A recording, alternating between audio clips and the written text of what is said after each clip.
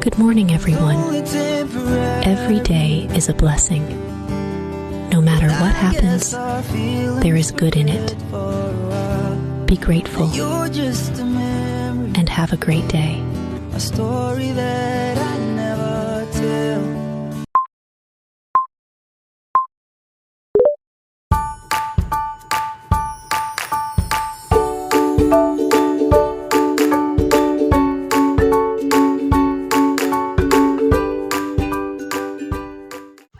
Good morning, everyone. Let's start our day always with a smile.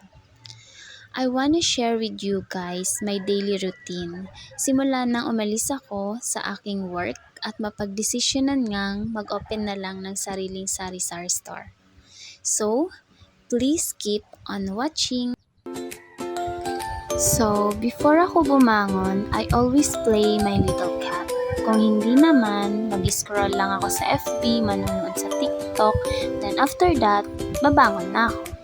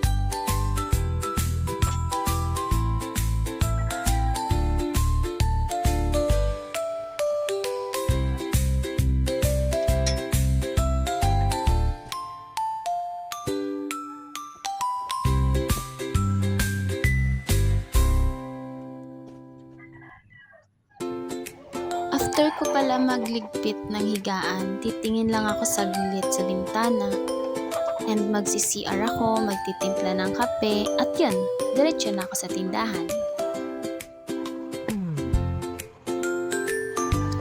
Ang ginagawa ko naman dito, mag-aayos ng mga kalat-kalat, magwawalis, magre-refill ng mga bakante na nabinta kahapon at magbibilang ng benta.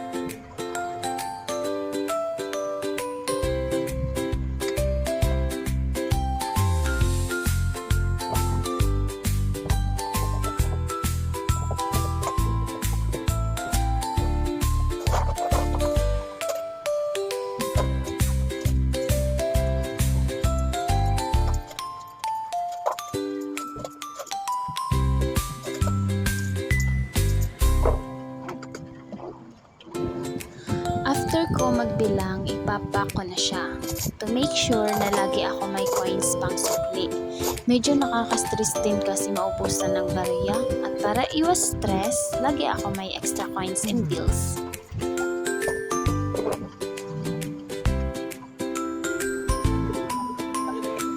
So guys, that's all for today's mini vlog. Thank you for watching. Don't forget to like and subscribe. God bless everyone. Thank you. Bye-bye.